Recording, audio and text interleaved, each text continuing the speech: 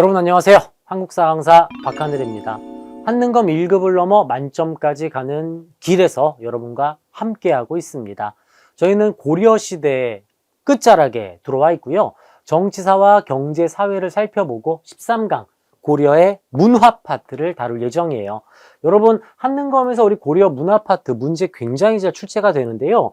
오늘 여러분과 제가 정리할 내용은 문화와 사상입니다. 특히 이 고려는 굉장히 다양한 사상을 인정하고 또 유지한 나라가 되겠어요. 학문과 종교 이렇게 구분을 먼저 지어야 되겠는데 학문으로 접근한 게 유교예요. 유교는 정치와 이런 학문, 유학에서 고려의 정치의 이 근간이 되었다고 할 수 있겠고 이 유학과 관련된 역사서가 편찬이 되기도 합니다. 역사서. 유교적 합리주의 사관으로 쓰여진 삼국사기를 비롯해서 고려시대는 이제 지금까지 전해지고 있는 역사서가 굉장히 많이 있죠. 역사서에도 한 문제 출제가 될 수 있고 또 고려시대 유학에 대해서도 정리가 중요합니다. 또한 고려의 종교는 국가 차원에서도 숭상하고 인정했던 불교가 되겠어요. 고려의 불교 정말 중요한 부분인데요. 통일신라 시대의 불교 우리 두 명의 라이벌 있지 않았습니까? 원효와 의상이 있었던 것처럼 고려시대 불교 두 명의 라이벌이 또 등장하니까 잠시만 기다려주시면 되겠어요. To be continue. 불교 자세하게 이야기해 드릴 거예요. 자, 그리고 홍요십조 보면은 서경을 중하게 여겨야 한다. 100일 이상 머물러라. 즉 풍수지리설을 바탕으로 이 도시를 발전을 시킨다거나 또는 풍수지리설로 이제 삼경 중에 남경을 또 승격을 한다거나 이 풍수지리설도 고려시대에 큰 영향을 주고 있었고요. 이 불교와 관련해서는 부처님의 말씀을 정리한 대장경이 지금도 전해지고 있어서 대장경과 관련된 문제가 출제가 될 수도 있습니다. 우리가 이 유교, 역사서, 불교, 대장경, 풍수지리설을 다 정리한 뒤에는 이제 건축 양식으로 들어갈 거예요. 삼국시대 통일신라 발해에 있었던 목조 건축물들은 전쟁 시에 다 불타서 사라졌습니다. 고려시대 가장 오래된 목조 건축물이 지금 전해지고 있기에 고려시대 건축물 중요하게 봐야 되겠고요. 이 양식에 대해서 건축 양식에 대해서도 자세히 말씀드릴 거예요. 그 다음 석탑과 승탑. 불교의 나라다 보니까 또 탑이 있겠죠. 고려시대 석탑과 승탑은 어떤 게 나와 있는지 또 불상은 어떤 것을 만들어서 지금까지 전해지고 있는지 마지막으로 고려시대 예술은 어떠한 형식으로 들어갔는지 살펴볼 건데 이 빈출, 문제가 어느 정도 출제가 됐는지를 좀 살펴보자면 불교가 가장 많이 출제가 되었을 거고요. 그죠? 대장경도 당연히 나왔을 거고 역사서에서도 나왔을 거고 고려의 건축이 키워드를 통해 이 고려시대라는 것을 파악할 수 있는 문제가 출제되기도 했습니다. 전반적으로 오늘 고려시대 문화 파트를 따로 뺀 이유가 있어요. 통일신라 발해는 경제사회문화 묶어서 정리를 해드렸지만 고려시대는 이 문화가 워낙 중요해서 따로 이 13강으로 제작을 별도로 하고 있습니다. 자, 본격적으로 우리 한능검 30분 때려잡기 30분 안에 컴팩트하게 끝내드려야 되겠죠? 들어가 볼까요? 여러분 우리 박하사탐 한능검 교재 그대로 이 파워포인트로 작업을 해서 교재 속에 있는 내용 그대로 가지고 왔습니다. 먼저 유학을 살펴볼게요. 유학.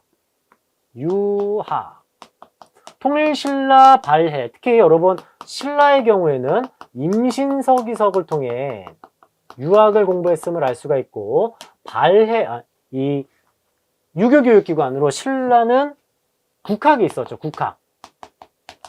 발해의 경우에는 주자감이 유학교육기관이었습니다. 고구려의 경우엔 태학이라는 유교교육기관이 존재했었죠. 자, 그러면 이제 고려시대로 들어왔는데요. 태조 왕건이 육두품 유학자와 호족들의 지원을 받아서 나라를 세우지 않았습니까? 신라 육두품 유학자들이 이 태조 왕건 때도 큰 활약을 하고 있었고, 광종의 과거제, 왕권, 광화, 광종. 과거제는 이제 유학의 이해도를 통해 관리를 채용하는 시험으로서 제술과와 명경과 이렇게 나누어서 운영이 되었죠. 정치사에서 다 살펴본 부분이에요. 성종, 최승로의 시무 28조를 바탕으로 유교 정치 이념 이성육부가 완성되기도 합니다. 시간이 지나면서 이제 문벌귀족들이 유학을 장악하면서 유학은 점점 보수화가 되었고요. 문벌귀족 사회에 발달하는데 유학이 큰 역할을 하게 되었죠. 자, 중요한 것은 자, 고려에 먼저 관악이 있어요. 국가에서 세운 학교, 정부에서 세우고 운영한 학교가 국자감입니다. 국자감. 그리고 향교가 있죠. 향교. 국립교육기관입니다. 둘 다 국립교육기관인데요. 이 국자감의 경우에는 서울대학교로 생각해 보세요.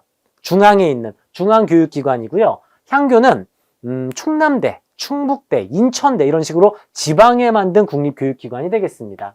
중앙에는 국자감을, 향교는 이제 지방에다가 만든 학교가 되겠는데, 여러분, 대한민국의 대학교를 보면 서울대학교, 관악이죠.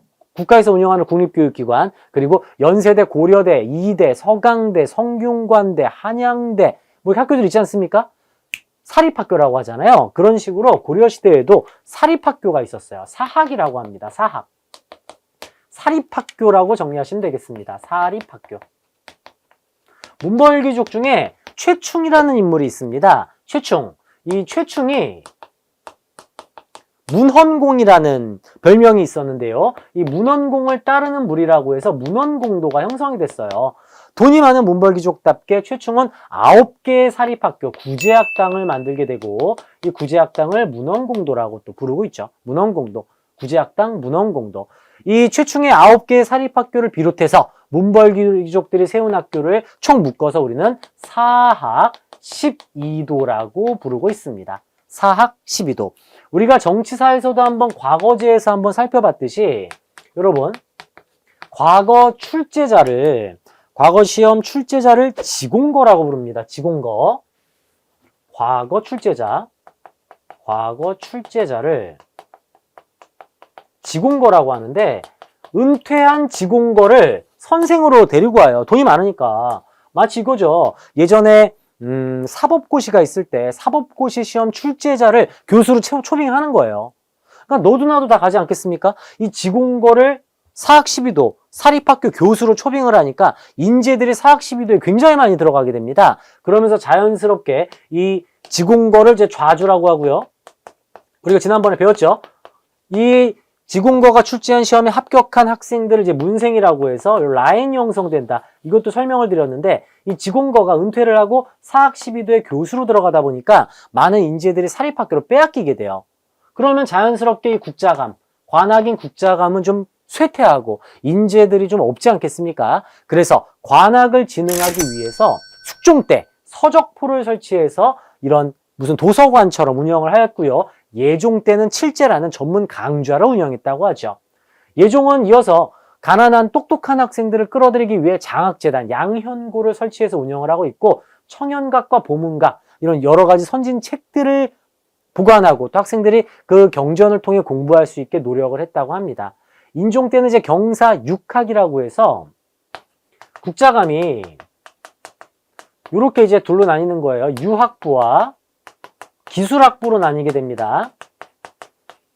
유학부와 기술학부로 나뉘어서 이 6개 일종의 뭐 인문학부, 경영학부처럼 경사 6학을 운영하며 국자감의 진흥을 끌어올렸다고 알려져 있죠. 이렇게 관학교육 진흥책을 실시한 이유는 사학 12도가 인재들을 모두 끌고 가고 있으니까, 지공거, 과거 출제자가 여기 선생으로 가 있으니까 이 인재들을 다시 빼앗아 오기 위해 이러한 여러 가지 교육 진흥책을 단행했음을 알아두셔야 되겠습니다. 양현고하고 칠제 이 2개 정도는 확실하게 숙지를 하고 들어가셔야 되겠어요. 유학을 공부한 인재를 양성하기 위해 고려시대는 이렇게 관학과 사학이 계속해서 운영이 되고 있었고요. 후기가 중요합니다. 자, 여러분 개념을 한번 잡아볼게요. 과거 이제 유가라고 합니다. 유가 사상, 춘추전국 시대에 공자와 맹자의 사상을 유가라고 하는데, 이들의 학문을 공부해서 이제 유학으로 발전을 하게 되고요. 이 유학이 종교화가 되는 게 유교예요. 같은 맥락입니다. 자, 그러면 이 유교, 공자님, 맹자님 이야기와 말씀을 공부해야 되는데, 그 방식으로, 접근하는 방식으로 경전을 연구하는 방식을 훈고학이라고 부릅니다. 훈고학. 경전 연구, 훈고학, 그리고 인간의 심성과 우주의 원리를 탐구하는 학문을 성리학이라고 해요. 유학 일종입니다, 모두. 접근 방식에 따라 이렇게 학문적으로 나뉜다고 파악을 하시면 되겠고요. 성리학은 인간의 심성과 우주의 원리 탐구예요. 우주의 원리를 탐구하는 학문입니다. 인간의 심성과 우주의 원리를 탐구하는 학문. 훈구학은 중국 한나라 때 크게 융성을 했고, 성리학은 중국 송나라 때 주희가 집대성을 한 학문입니다. 성리학. 그리고 이 조선시대로 들어가면 한 번쯤 언급을 할 텐데, 실천을 강조하는 양명학과 고대 경전을 고증을 하는 고증학, 증명하는 고증학, 이렇게 이어지게 돼요. 우리는 삼국시대부터 고려 초기까지 훈구학을 통해 유학을 접근을 하고 있었죠. 경전을 연구하는 형식인데요. 원나라 때, 고려 말기에 성리학이 처음 들어오게 돼요. 인간의 심성과 우주의 원리를 탐구하는 성리학이 안양에 의해서 소개가 됩니다. 자, 한번 정리 한번 해볼까요? 여기가 원나라고요. 네, 고려예요. 안향이라는 인물이 처음으로 원나라에서 성리학을 가지고 들어왔습니다. 대단한 인물이죠. 그리고 안양의 제자가 이재현이라는 인물이고, 이재현은 원나라에 만들어진 만권당이라는 곳에서, 이 만권당에서 원나라의 학자들과 많은 교류를 했다고 알려져 있습니다. 이재현의 제자가 이제 이색으로 이어지고, 이색의 제자가 여러분 다 알고 계시는, 한 번쯤 들어보신 고려의 도전정신이 뛰어난 우리의 챌린지정 정도전과 충성의 아이콘 정몽주로 이어지게 돼요. 이게 성리학 계보입니다. 안양이 처음으로 고려 후기에 원나라에서 성리학을 가지고 들어오면서 신진사대부가 성장을 하게 되는 배경이 된다는 거지요. 이재현, 이색, 정도전, 정몽주 이렇게 들어가게 되고요. 이재현의 경우에는 성리학적 사관으로 사략이라는 역사서를 편찬하기도 합니다. 이게 좀 중요한 부분이에요. 성리학적 사관으로 쓰여진 책 사략, 그리고 온건개혁파 정몽주와 급진개혁파 정도전, 이들의 대립 속에 고려가 무너지고 조선 건국으로 이어지게 되죠. 결국 성리학이 들어오면서 고려가 무너진다는 사실이 중요하겠어요. 고려 말기 성리학이 수용되었다. 자, 이 인물이에요. 안향. 이 안향에 사당이 있어요. 조선시대로 가면 이제 서원이라는 곳에서 선현들에 대한 제사를 지내고 있는데, 최초의 서원인 지금 현재 소수서원, 이 소수서원에서 안양의 위패를 모시고 제사를 지내고 있습니다. 조선시대에서 다시 한번 정리해 드릴게요. 역사서 한번 들어가 볼까요? 자, 초기 거 전해지지 않습니다. 가장 중요한 건 이거죠. 현존 최고라는 것은 가장 높다라는 게 아니라 가장 오래된 역사서로 삼국사기가 있습니다. 김부식의 삼국사기. 우리 이거 김부식 이름 공부하지 않았습니까? 묘청의 서경천도 운동을 진압한 문벌귀족 김부식. 보수 세력이에요. 유교적 합리주의 사관으로 삼국사기를 기록하였고, 삼국사기는 기전체 서술 방식을 가지고 있어요. 쉽게 이야기를 해보자면 기전체는 주제별 서술 방식입니다. 박하늘 역사를 쓸 거예요. 박하늘의 생애 쫙, 박하늘의 친구관계 1번 무슨 혁준 쫙, 2번 돈범 쫙, 이런 식으로 주제별 서술 방식이 기전체 서술 방식입니다. 현존하는 가장 오래된 역사서 김부식의 삼국사기는 유교적 합리주의 사관으로 쓰인 책이라서 전설, 민담 인정하지 않아요. 단군신화 이런 거 인정하지 않죠. 합리적으로 쓰여진 책이 삼국사기가 되겠어요. 김부식 김씨 아닙니까? 신라계식 의식으로, 신라가 이제 승자니까 신라계식 의식으로 삼국사기가 쓰여졌고요. 후기는 핵심이죠.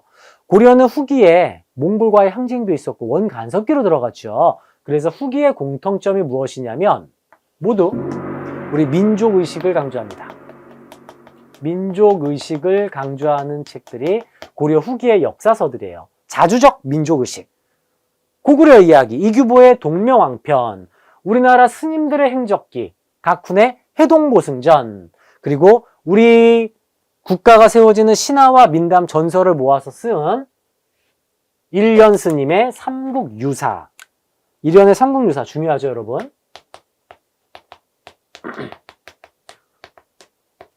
삼국사기하고 삼국유사가 헷갈리신다면 요거 역시 자음켜 들어가요. 김부식의 삼국사기, 일련의 삼국유사. 한 방에 끝낼 수 있겠죠. 이제 다시는 헷갈리지 않으실 것 같습니다. 이승휘의 제왕운기, 이거 중요합니다. 이승휘의 제왕운기 역시 고조선의 이야기가 쓰여 있어요. 그리고 발해를 우리 역사로 인식해서 기록했다는 점에서 이승유의 제왕운기 굉장히 중요한 부분이 되겠고요. 앞서 성리학 때 설명드렸던 이재현의 사략은 성리학적 사관으로 쓰여진 역사서가 되겠습니다. 역사서에서도 한 문제 출제될 수 있으니까 꼼꼼하게 살펴보셔야 되겠습니다. 자, 불교 한번 가볼까요? 메인이죠, 메인. 사실 오늘의 문화 파트에서 메인이 되겠습니다. 태조 왕건은 훈유 10조에서 연등회 8관회 등 이런 불교 행사에 대해서 성대한 개최를 당부하고 있었고요. 광종의 과거제, 문과, 잡과, 승과가 있었죠. 승려의 지위를 보장하는 승과 제도가 있었으며 가장 높은 직책인 왕사와 국사, 이런 직책을 통해 정치에 스님들이 관여하고 있음을 파악할 수가 있어요. 성종 때는 유교를 강조했기에 연등회와 팔관회를 축소하고 폐지하였으나 시간이 지나면서 8대 현종 때 연등회 팔관회가 다시 부활하기도 했습니다. 자, 여러분, 우리가 신라 때 기억나시나요? 통일신라 시기 원효 의상에 대해서 공부를 했었죠. 원효하면 화쟁사상, 불교 종파의 대립을 끝내기 위한 화쟁사상과 일심사상, 또 아미타신앙, 이렇게 정리가 됐었어요. 오늘 의상 엄지척, 의상 오늘 옷이 너무 예쁘다. 의상 엄지척, 의상 엄지척 키워드 화엄사상, 그리고 관음신앙, 이거 한번 정리하고 들어왔죠. 부석사 창건의 의상이었는데 통일신라 말기 중국에서 선종이 유입되면서 불교의 종파가 교종과 선종으로 나뉜다고 정리를 했었습니다. 교종은 귀족 중심의 불교였었고 경전을 연구하는 방식입니다. 경전 연구. 반면 선종은 백성들과 호족 중심이었고요. 호족의, 왜 여러분 구산선문 기억나시죠? 구를 사랑한 신라 이렇게 강조했었어요. 여기는 수행을 목적으로 하면서 부처님이 되기 위해선 수행을 해야 한다, 이렇게 강조를 해드렸어요. 고려시대로 한번 가볼까요? 두 종파의 대립이 끊임없이 벌어지고 있습니다. 두 종파의 대립. 이때 고려의 대표적인 스님 의천이 등장합니다. 의천, 두 명의 라이벌이 시대별로 있다고 정리를 해드렸었죠. 의천이 먼저 등장을 합니다. 이렇게 대립이 있을 때 의천이 등장하고, 의천은 숙종의 동생이에요. 즉 문벌귀족 사회입니다. 문벌귀족 사회 시기에 의천 스님이 먼저 등장했는데 신분이 숙종의 동생이라는 것을 눈여겨봐 주셔야 돼요. 왕족이에요. 아니, 왕족이 어떻게 스님을 하고 있지? 스님이고 정치인 아니었겠습니까? 자, 그럼 여러분 의천 한번 생각해 보세요.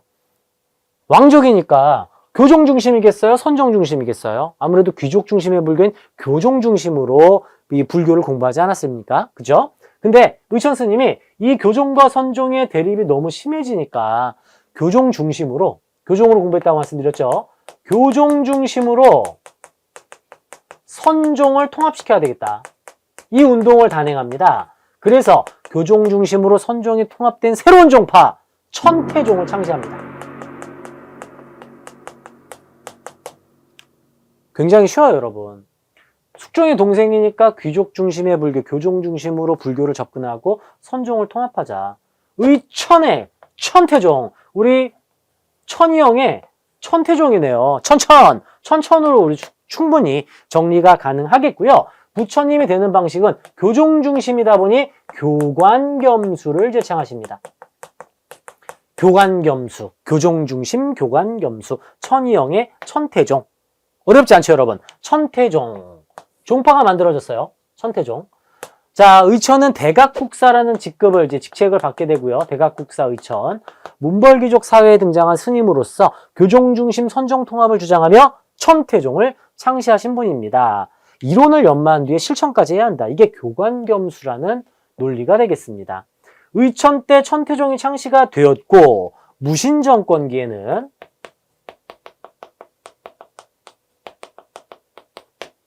진울이 등장합니다. 의천이 죽고 나서 교단이 막 분열되고 또다시 좀 이렇게 문제가 발생하게 되자 진울 스님이 둘의 통합을 또다시 주장하게 되는데요. 여러분, 무신이잖아요. 무신 키워드 기억나시죠? 무신들은 무식하다. 무식하니까 뭐겠어요? 수행이겠죠. 그래서 진울 스님은 선종 중심으로 교종통합을 제창합니다. 우리 진우스님께서 몸담고 공부하신 저를 송광사라고 하는데, 송광사가 시간이 지나면서 수선사가 돼요. 그래서 이 불교 교리의 이 용어로 두 개의 합침, 통합을 결사라는 표현을 쓰기 때문에 수선사, 결사, 제창 이런 이야기로 들어가게 되죠. 송광사 이름이 이제 수선사로 바뀌어서 수선사, 결사, 무신정권기니까 선종중심 교종통합이구나. 통합했으니까 종파 하나 만들어야 되겠죠. 조계종을 창시하십니다. 자, 천희영의 천태종인 것처럼 지누래, 지오계종 이렇게 지읒으로 지누래 지오계종, 지읒이 하나 더 있어요. 부처님이 되는 방식으로 정해쌍수와 도노점수를 제창하시게 되죠. 지금 현재 대한민국의 불교 교단 중에 90%가 조계종이잖아요. 현재 이 조계종과 천태종이 대한민국 불교를 이끌고 있는데 조계종이 거의 대다수를 차지하고 있습니다. 아, 이렇게 두 개의 종파가 고려시대에 만들어졌구나. 의천의 천태종, 진울의 조계종. 이렇게 먼저 한바닥으로 불교를 정리하시면 되겠습니다. 교재 한번 가볼까요? 의천, 화엄종을 중심으로 교종을 통합하고 있고, 화엄종은 우리 의상스님께서 정립하신 종파였었죠. 교종 중심 선종 통합을 하여 천태종, 의천의 천태종을 개창하셨고, 교관겸수를 통해 부처가 될 수 있다. 이런 노력을 하셨고요. 이 교장도감이 무엇이냐면, 제가 이 교장도감은 경전, 우리 팔만대장경을 비롯한 대장경에서 좀 정리를 해드릴 건데, 여러분 제가 위엔 지울게요. 혹시라도 필기하실 분은 정지 버튼 활용하시면 되겠습니다. 미리 한번 땡겨서 말씀드릴게요, 제가. 고려는 여러분 외세의 침략이 엄청났잖아요. 그죠? 거란의 침략이 있을 때 거란의 침략을 부처님의 힘으로 막기 위해 대장경을 간행했어요. 부처님이 말씀 대장경. 거란이 그리고 나서 안 쳐들어오니까 아 진짜 부처님 힘으로 만든 거다. 우리가 막아낸 거다. 이런 생각을 하게 됐겠죠. 근데 대장경이 너무 어려우니까 의천이 대장경과 관련된 주석서, 교장을 편찬합니다. 교장. 대장경과 관련된 주석서예요. 주석서. 교장도감이라는 부서를 통해 교장을 간행했는데 몽골이 침략할 때 이 대장경이 불에 타버린 거예요. 그럼 어떻게 해야 되겠어요? 이 교장도 불탔습니다. 그러면 다시 만들어야죠. 그게 팔만대장경이에요. 다시 만들어요. 그럼 이 두 대장경 구분을 좀 해줘야 되지 않겠습니까? 처음 만든 대장경이라고 해서 이 거란의 침공 때 만든 건 초조대장경, 얘는 다시 만들었다고 해서 제조대장경이라 하고, 이 제조대장경을 우리는 팔만대장경이라고 하고 있어요. 지금은 합천 해인사에서 장경판전에서 보관을 하고 있죠. 분필이 계속 들어간지 모르겠네. 제조대장경과 초조대장경, 그 사이에 의천의 교장이 여기 나와 있어서 먼저 좀 땡겨서 설명을 좀 드렸고요. 원래는 이제 송광사라는 절에서 몸담고 계시던 진울이 보조국사 진울이에요. 여긴 대각국사 의천이고, 수선사에서 교단 통합운동 결사를 제창하십니다. 진울의 지오계종을 창시하셨고 정의쌍수와 도노점수를 주장하며 선종중심 교종 통합운동으로 이어지게 되죠. 자, 이렇게 통합이 막 단행되니까 이왕 합칠 거 유교도 한번 합쳐보자. 해심의 유불일치설, 심성의 도야와 이런 성리학 수용의 사상적 토대를 마련한 게 해심의 유불일치설이고요. 요새는 백년사에서 법화신앙을 바탕으로 결사를 주도하였습니다. 해심과 요새도 문제가 나올 수 있고요. 메인은 의천과 진울, 이 두 분이라는 거 단독 문제 출제가 가능하기에 이 불교 확실하게 정리를 해두고 계셔야 되겠습니다. 바로 뒤에 이어지고 있네요. 현종 때 거란의 침략을 막기 위해 초조대장경을 만들었으나 몽골의 침략로 소실되었고요. 교장 역시 의천이 대장경에 대한 주석서를 모아 편찬을 했으나 불탔죠. 그리고 몽골의 침략을 막기 위해 다시 대장경을 만들었고 이것을 제주대장경, 하지만 우리는 팔만대장경이라 하고 현재는 합천 해인사에서 보관을 하고 있습니다. 자, 지금 저도 여기를 한번 가봤는데 이게 정말 과학적으로 만들어진 장경판전이죠. 건물입니다. 바람이 이렇게 통풍이 잘 돼서 절대 썩지 않게 이렇게 만든 아주 훌륭한 우리나라의 문화유산이라서 유네스코 세계 건축 문화유산과 세계 기록문화유산 모두 등재가 되어 있습니다. 합천 끝내주죠, 여러분. 꼭 한번 방문해 주시면 좋겠어요. 합천에 가면은 또 영화를 촬영하는 촬영소가 있어요. 근현대사 촬영소. 가족끼리 여행 가기에도 아주 좋고요. 데이트하러 가도 아주 괜찮습니다. 합천. 한번 꼭 방문해 주셨으면 좋겠어요. 자, 풍수지리설 한번 가볼까요? 도참사상은 이제 예언사상이에요. 나라가 힘들 때마다 등장하는 사상인데 고려시대의 풍수지리설이 계속 유행을 하고 있죠. 고려의 건국과 후삼국 통일은 호족들이 풍수지리설을 받아들이면서 단행이 되었기에 뭐 송악길지설, 또 북진정책 추진, 서경중시 이런 것들이었고 묘청의 서경천도 운동 역시 풍수지리설을 바탕으로 주장된 운동이었죠. 삼경 중에 한양이 이제 동경이 탈락하고 남경으로 삼경으로 올라오는 것도 풍수지리설의 배경이었어요. 참고해서 알아두시면 되겠습니다. 자, 건축으로 가볼까요? 주심포 다포가 나오는데 자, 먼저 그림을 통해서 이해를 하고 갈게요. 자, 주심포 양식은 여러분 요건 약간 얘는 좀 다르지만 쉽게 보시라고 건물이 있으면 이렇게 지붕이 생겼잖아요. 이거 지붕이 얼마나 무겁습니까? 이거 받쳐야 되죠. 이 무게중심은 어떻게 해야 되겠어요? 무게를 받쳐야 되잖아요. 그래서 기둥을 만드는 거예요. 이런 식으로. 이게 주심포 양식이에요. 볼까요? 영주 부석사 무량수전. 지금 보면 여기 보이시죠, 여러분? 요거. 이렇게 지붕 받치는 거. 이게 주심포 양식. 고려 시대에는 먼저 주심포 양식으로 이렇게 건축물을 만들고 있었는데 시간이 지나면서 이 무게를 벽면으로 무게중심을 이동을 시키는 다포 양식으로 이어집니다. 자, 다포 양식도 한번 볼까요? 이것도 주심포 양식이네요. 이것도 주심포 양식인 것 같은데, 다포 양식이 지금 여기 안 나와 있네. 자, 다포 양식은 조선시대에 이런 식으로 안에 투시를 해보면 이런 식으로 되거든요.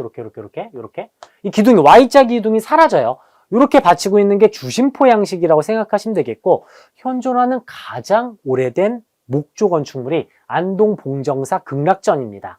안동 봉정사 극락전. 가장 오래된 목조 건축물. 그리고 대표적인 주심포 양식의 건축물이 영주 부석사의 무량수전이고요. 이 기둥을 만들 때 이렇게 만드는 게 아니라 약간 가운데 배를 좀 볼록하게. 이걸 배을림 공법이라고 해요. 배을림 기둥, 배을림 공법. 기동이 아니라 기둥입니다. 배을림 기둥. 가운데를 좀 빵빵하게 만들면 멀리서 봤을 때 안정감을 느낀다고 합니다. 이 배을림 공법을 사용해서 만든 게 영주 부석사 무량수전이 되겠습니다. 예산 수덕사 대웅전 역시 배을림 기둥으로 나왔고요. 가장 오래된 목조 건축물은 고려시대다. 주심포 양식으로 주로 만들어졌으며 그리고 다포 양식으로 좀 바뀌어 나갔다. 요렇게 정리하면 되겠습니다. 자, 석탑은 이렇게 보세요. 다각 다층탑. 주로 5층 탑은 통일신라 시대, 8각 9층 이런 식으로 다각 다층탑. 대표적인 월정사 8각 9층 석탑과 경천사지 10층 석탑이 있는데요. 자, 여러분, 경천사지 10층 석탑 모양 한번 볼까요? 이게 우리나라에서 흔하게 볼 수 있는 탑의 모습은 아니죠. 중국 양식이기 때문이에요. 원나라 양식으로 만들어진 경천사지 10층 석탑. 이것은 지금 현재 국립중앙박물관 앞에 놓여져 있습니다. 경천사지 10층 석탑. 다각 다층, 숫자가 크면 대부분 고려시대 탑이다. 경천사지 10층 석탑 하면 원간섭기 묶어서 보시고요. 이때도 이렇게 승탑이 만들어지고 있음을 참고해서 보시면 되겠습니다. 자, 불상은 자, 먼저 모습 한번 보세요. 모습. 아니, 왜 이렇게 못생기고 이렇죠? 못생기고 불균형합니다. 이유가 있어요. 통일신라는 귀족 중심 불교라서 귀족들이 돈이 많잖아요. 돈을 써야죠. 또 정부 차원에서 불상을 만들다 보니 세련되고 정말 멋있어요. 근데 고려는 백성들에게 불교가 다 퍼졌기 때문에 백성들이 주변에서 구할 수 있는 재료로 아마추어들이 만들다 보니까 이런 식으로 반비례한 모습이라던가 이런 이제 큰 대형 불상들이 만들어지기 시작합니다. 못생겼죠? 이 고려의 특징이에요. 또 철불이 만들어지는 것도 고려시대의 특징이라 할 수 있겠습니다. 하남 하사창동 철조석가 열애저상, 논사관촉사, 이거 중요합니다. 논산관촉사는 나온 적이 있어요. 파주 용미리 마이불 입상 역시도 매우 중요한 석탑이 되겠습니다. 이 용미리 마이불 입상이에요. 이게 파주에 있는데 이 건너편에 바로 앞에 윤관장군 묘가 있고요. 그 바로 길 건너면 정말 유명한 짬뽕집이 있어요, 여러분. 끝내주게 맛있습니다.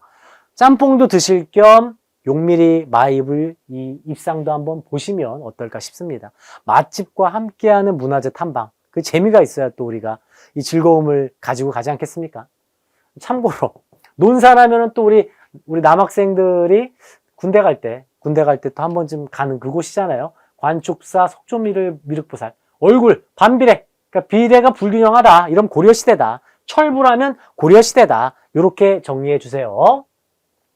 자, 이어서 요거는 여러분 자 보세요. 먼저 청자 하면은 고려예요. 고려 청자 조선 백자. 이거 먼저 뼈대 이렇게 잡아주세요. 청 들어가면 고려, 백 들어가면 조선. 고려 청자, 조선 백자. 이 고려 청자부터 보자면요. 먼저 순청자로 이어져요. 순수한 청자. 그러다가 고려의 독자적인 기법을 사용해서 상감청자로 이어집니다. 흙을 빚은 뒤에 구워서 도자기를 만드는 거 아니겠습니까? 굽기 전에 이 흙이 말랑말랑하겠죠? 이때 팝니다. 말랑말랑할 때. 무늬를 파요. 그리고 다른 흙을 넣은 뒤에, 채운 뒤에 유약을 발라 구우면 색깔이 다르게 무늬가 나오는 거예요. 이것을 상감청자라고 표현을 하죠. 고려 말기 원나라의 영향을 받으면서 상감청자는 분청사기로 들어가게 되는데 사진 한번 볼까요?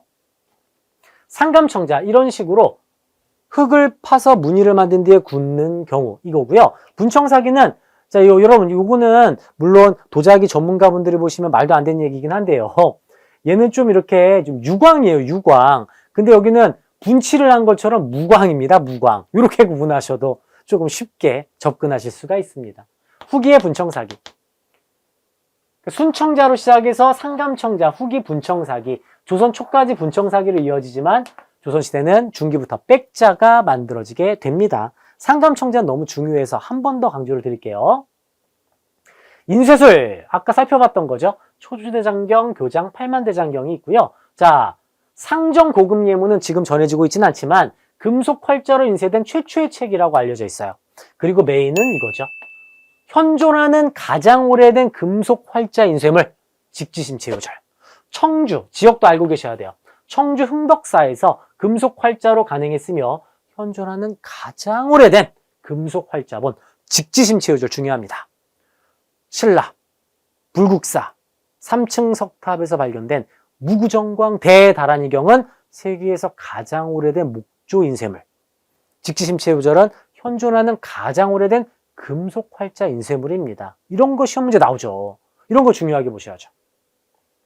사천대를 설치해서 천문현상, 이거 천문대 같은 걸 왜 만드냐면 별자리를 관측해서 날씨, 기후를 예측하기 위함이에요. 즉 농경에 활용하고자 이렇게 천문학과 역법에 대해서 공부를 하고 있었고요. 이거 단독으로 막 나오진 않습니다. 향약구급방, 우리나라에서 가장 오래된 의학서 향약구급방과 고려 후기, 이건 중요하죠. 최무선에 의해서 화통도감이 설치돼서 드디어 우리도 화약, 화포가 만들어지게 됩니다. 그림의 경우에는 이제 문인화와 산수화가 전개 유행하다가 국민왕의 천산대륙도 그리고 부처님의 그림 불화가 유행하기도 했어요. 조선은 성리학의 나라라 불화가 없습니다. 유명한 게 없어요. 고려시대. 부처님 그림 나오면 고려시대라는 거 정리하시면 되겠습니다. 이게 천산대륙도와 수월관음도예요. 부처님 그림 나오면 언제라고 말씀드렸죠? 고려시대가 되겠고요. 자, 머리 스타일 보세요. 지금 원나라 머리 스타일 하고 있잖아요. 즉 고려시대 원간섭기 때 그려져 있는 그림이구나. 이렇게 접근하면 조금 쉽게 정리하실 수가 있겠습니다. 여러분 오늘 정리한 고려의 문화 파트에서 문제가 출제가 됩니다. 유학 그리고 관학과 사학에서 사학시비도 관학진흙책 이거 굉장히 중요하고요. 역사서 삼국사기, 삼국유사 그리고 자주민족 의식을 강조한 역사서도 정리해드렸죠. 그다음 불교 의천과 진을 해심요새 교종과 선종의 대립 속에서 천태종과 조계종이 창시되는 이야기 설명드렸고요. 초조대장경과 제조대장경 그리고 의천 스님이 초조대장경에 대한 주석서 교장을 편찬했다. 이것도 정리해드렸어요. 이어서 이제 건축과 석탑, 도자기, 불상 이러한 것들을 통해 굉장히 중요한 파트를 정리해드렸고 한 번 더 강조드리자면 문화는 시험 보기 직전에 정리해드리는 것을 추천드립니다. 흐름 파악을 위해서 아마 지금 강의 시청을 하고 계실 텐데 시험 보기 전에 문화 파트만 따로 총정리를 통해서 확실하게 암기하시고 시험에 적용 그리고 나오시는 길에 까먹으셔도 무방합니다. 저희 박하사탐 한능검 30분 때려잡기는 자격증 획득의 목적을 두고 있습니다. 합격하신 뒤에 그 합격증을 바탕으로 여러분의 꿈과 목표를 실현하는 데 도움을 드리고 여러분께서 나중에 역사에 대한 이제 관심을 더 가지신 뒤에 심화 공부로 이어지시는 그런 계기 마련이 되었으면 좋겠어요. 그러기 위해서는 합격을 먼저 해야 되지 않겠습니까? 여러분의 합격을 위해서 핵심 포인트와 키워드만 정리해서 말씀을 드렸습니다. 고려시대 여기서 문 닫고요. 조선의 건국 과정, 조선시대에서 여러분 기다리고 있을게요. 다음 강의로 이어지도록 하겠습니다. 이제 여러분의 시간입니다. 판서, 표 한번 직접 만들어 주시면서 필기하시면서 여러분만의 노트 정리 확실하게 해주시고요. 고려시대 마무리되시면 다음 강의 열어주시면 되겠습니다. 고생하셨습니다.